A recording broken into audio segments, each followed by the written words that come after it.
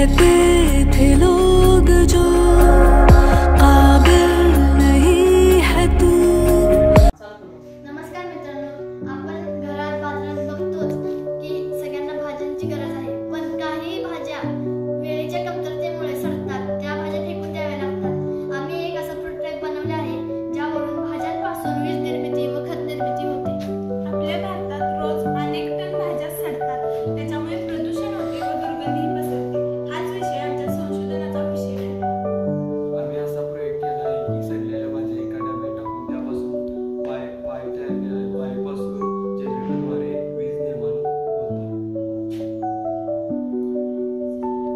ही एक प्रक्रिया तयार केली आहे जी भाज्या कुजल्यावर तयार होणाऱ्या मिथेन वायू वीज प्रक्रिया करते।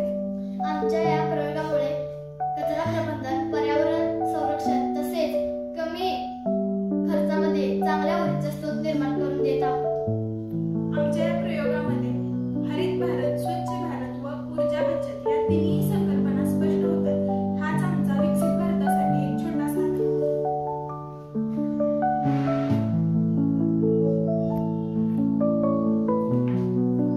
आपण अशा नव कल्पना स्वीकारल्या तरच भारत विकसित भारत बनेल।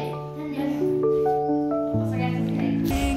या आमच्या प्रयोगामुळे स्वस्त ऊर्जा मिळेल, वीज निर्मिती होईल तसेच खत निर्मिती होईल। हा आमचा प्रयोग हा शेतकऱ्यासाठी उपयुक्त आहे। हा देखेगा एक दिन तेरी शेतांमध्ये सुद्धा वापरू शकतो।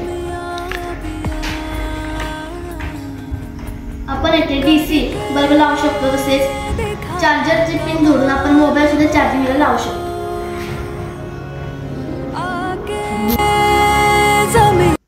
हे दोन ज्यूसर आहेत, याच्यामध्ये आपण खराब होलेल्या म्हणजे सडलेल्या भाज्यांचा ज्यूस काढून इथे फॉक्स सेन्सर आहे, यातून त्याचे पाण्याचे प्रमाण कमी करून तो या डब्यांमध्ये स्टोअर केला जातो। या दोन धातूंच्यामुळे त्यामुळे रिएक्शन होते व गॅसच्या रिएक्शनमुळे वीज तयार होते। आपण वीज तयार करून या डिस्ट्रीब्युटर करून सगळ्यांना आपण वीज पोहोचवतो। चेक करू शकतो, जे वेस्ट मटेरियल आहे ते या डब्यांमध्ये जाऊन ते कंपोस्ट होते व त्याचे खत तयार होते। इथे हा व्हॅक्यूम पंप आहे, ते या खताला कंपोस्ट करण्यासाठी मदत करते व यात एअर जनरेट करून पाठवते। या बॅटरीमध्ये सगळी इलेक्ट्रिसिटी स्टोअर होते व सगळ्यांना ते डिस्ट्रीब्यूट केले जाते। या मल्टीमीटरने आपण व्होल्टेज चेक करू शकतो। आता येथे या एका डब्यातून 1 व्होल्ट असे 4 डब्यातून 4 व्होल्टचा करंट पास होत आहे। धन्यवाद। पे दे के जाए आसमां शाबाशी।